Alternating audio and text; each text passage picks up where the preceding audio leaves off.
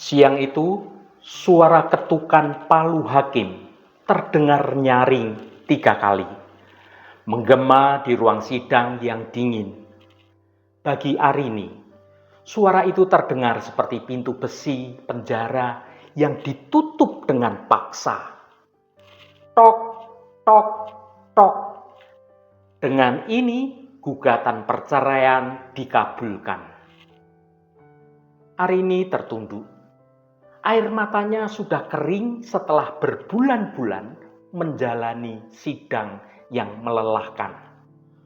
Bukan hanya rumah tangganya yang hancur, tapi bisnis butik yang ia rintis bersama mantan suaminya juga dinyatakan pailit dalam keputusan tersebut. Arini kehilangan segalanya. Suami, rumah, dan impian usahanya. Saat Arini berjalan keluar dari ruang sidang, langkah Arini terasa begitu berat. Pengacara dan kerabat dekatnya mencoba menghibur dia. Namun semua hiburan itu rasanya terdengar hampa. Dia merasa seperti tanah kering yang retak-retak, yang tidak punya apa-apa lagi untuk ditawarkan. Dalam hatinya dia berucap, ini akhir segalanya, lenyap semua mimpiku. Arini kemudian memutuskan pindah ke sebuah kota kecil, jauh dari hiruk-pikuk kota Jakarta, mencoba menyembuhkan luka batinnya. Di sana ia menyewa sebuah kamar yang kecil dan menghabiskan hari-hari dengan merenung terus-menerus. Ada seperti sesuatu hal yang berat yang dia pikirkan. Namun hidup tidak berhenti. Tabungannya makin menipis dan memaksanya untuk bangkit kembali. Suatu pagi, saat merapikan barang-barang pribadinya, Arini menemukan sebuah kotak tua yang berisi sisa-sisa kain perca dan peralatan, berbagai macam peralatan untuk menjahit. Arini tersenyum tipis menyaksikan isi kotak itu. Dulu sebelum dia sibuk dengan bisnis butik yang rumit, ia sangat suka merancang pakaian yang unik dari sisa-sisa bahan. Dengan modal nekat, Arini mulai mendesain pakaian yang sederhana dari berbagai macam kain perca. Ia menjualnya secara online dengan nama brand yang baru, Amara, yang berarti keabadian. Awalnya terasa berat, banyak cemoohan, banyak keraguan yang ia terima. Namun setiap kali keraguan itu muncul, ia ingat suara ketukan palu hakim saat itu. Arini sadar, ketukan itu bukan akhir segalanya, melainkan sebuah penanda bahwa ada fase lama yang sudah usai. Dan dia harus menulis babak baru dalam hidupnya. Arini mulai bangkit lagi semangatnya.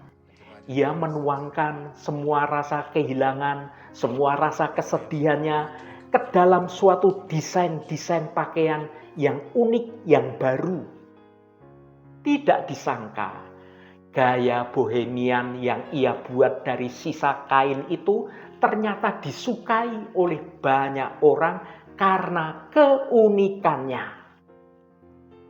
1 tahun setelah ketukan palu hakim itu, yang seolah-olah merusak semua hidupnya, yang menghancurkan hidupnya itu, Arini berdiri di depan sebuah toko yang kecil tetapi miliknya sendiri. Butik yang sederhana namun penuh dengan kehangatan yang ia bangun dari sisa reruntuhan hidupnya. Sore itu hujan turun sebentar, meninggalkan suatu aroma tanah yang khas, yang segar. Arini berjalan di depan butiknya yang kecil itu, memandang langit-langit yang mulai cerah. Dari kejauhan, sebuah pelangi terbentang dengan indahnya. Arini tersenyum, kali ini dengan mata yang berbinar. Ia sadar, pelangi justru muncul setelah hujan badai yang paling deras terjadi. Ketukan palu hakim 1 tahun yang lalu itu memang menghancurkan impiannya, tapi juga membebaskannya dari belenggu yang salah. Memberinya suatu kesempatan untuk menemukan suatu kekuatan yang sesungguhnya dalam dirinya. Arini telah bangkit. Arini menjadi pribadi yang lebih kuat dari sebelumnya. Saudaraku yang terkasih, Tuhan tidak mengizinkan perceraian terjadi. Tetapi kita tidak bisa menutup mata dengan kenyataan tentang tidak sedikitnya pasangan yang bercerai. Motivasi dalam renungan ini adalah jika kegagalan dan perceraian itu sudah terjadi, maka hal itu bukan akhir dari segalanya. Seringkali saat kita merasa kehilangan segalanya, justru saat itulah kita ini memiliki suatu ruang untuk membangun sesuatu yang jauh lebih kokoh dan jauh lebih bermakna. Saudaraku, dalam perjalanan hidup berumah tangga, tidak ada satupun pasangan yang merencanakan sebuah perpisahan terjadi. Namun ketika kenyataan pahit berupa perceraian atau berupa kegagalan besar dalam keluarga itu kemudian terjadi, dunia seringkali terasa seperti suatu kiamat yang kecil. Ada rasa malu, ada rasa bersalah, dan ada kekosongan yang begitu menyesakkan.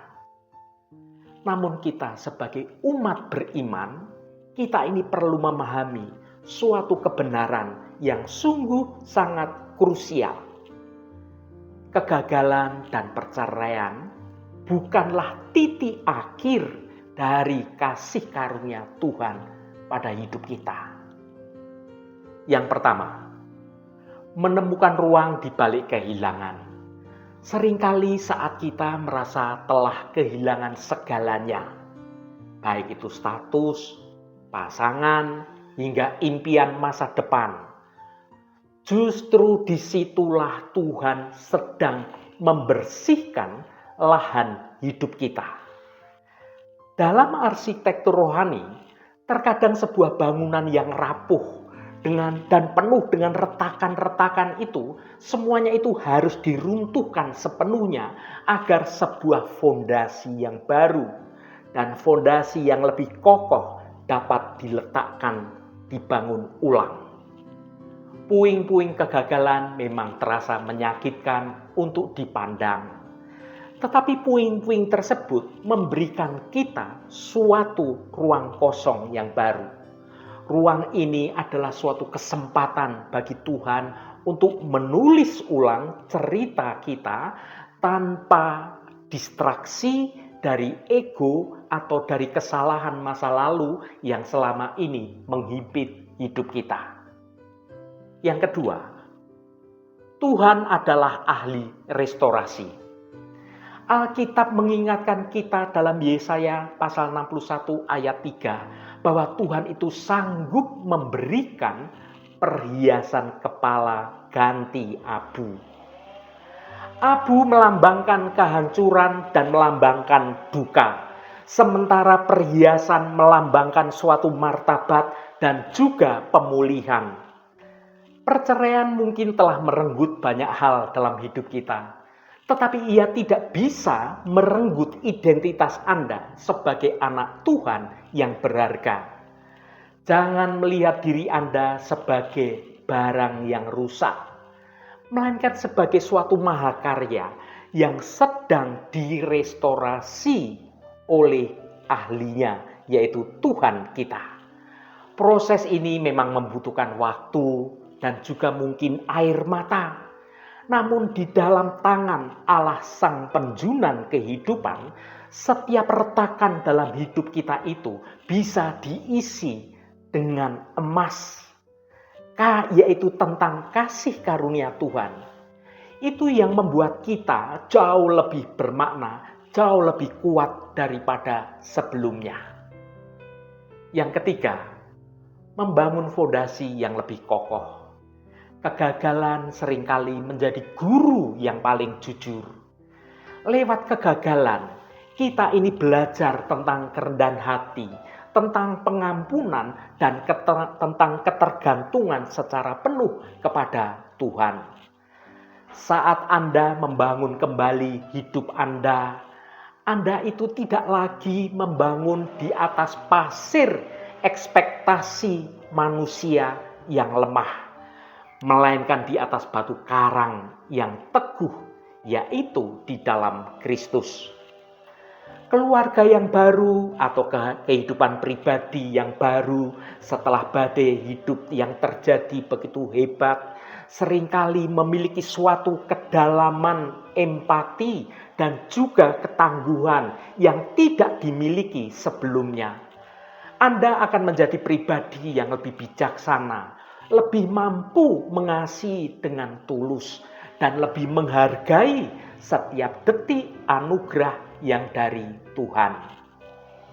Ingatlah saudaraku, masa lalu Anda mungkin penuh dengan luka, tetapi masa depan Anda masih murni dan berada di tangan Tuhan.